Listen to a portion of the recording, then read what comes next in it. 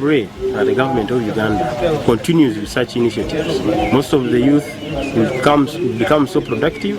Eddie Okwira umuhango ori gukora ahabya youth skilling program nagirangu program eji netibwa omunkora government ya Uganda okurabira omukitongore echa Uganda Communications Commission kandi ogunashoborera ari kugirangu project eji egenderire kumaraho ekizibu echibura lyemirimo na mnongo Eminyeeto omwihanga. Ogunagirangu Eminyeeto babasi kugihereza obukugu ahanshonga eza karimagezi hamwe no kubakwasa kozesa emikutendijo eya social media nko muringo gumwe ogwo kugirango abase kwehangiraho ebinte byabo ebarayihe musente. This first stage and we have been in Omuri district for the last 3 days. 3 days of practical training but 2 days of preparation, and we've been in this region for a bit. So this is a government program to start with, which is meant to skill the youth in ICT and multimedia tools. Ogu ayonjire yashoborora nguba basize kukorana n'abantu bona abarimu Eminyeeto eyabachara hamwe n'abantu abinobulema ahambiri yabo. Because the government is going through this a test to make sure that this program is understood and we can roll it out in big numbers.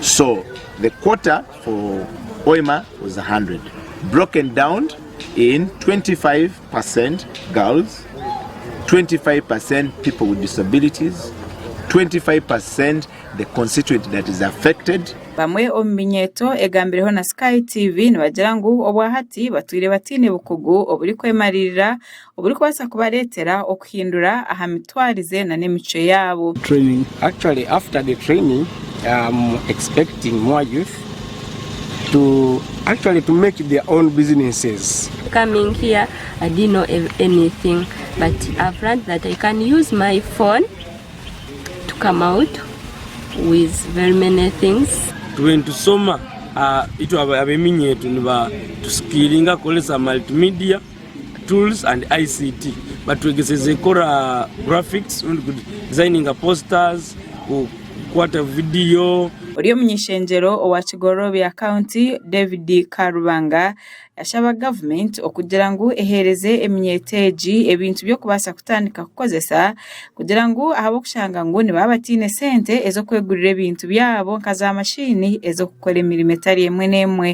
Government to enhance the funding so that we can reach out to more youth and also be able to give them some tools or starter kits. Ogunagirangu Eminyeeto eturene kozesa kubi emikutu etari emwe nemwe okujuma abantu ngo bitu omushomo gwizira ahabwire ogubari kwasa kureba ngo bakozesa okumaraho emichonkeji Eminyeeto. Challenges with the social media, and I think as I've said, many people have been using social media on the negative side.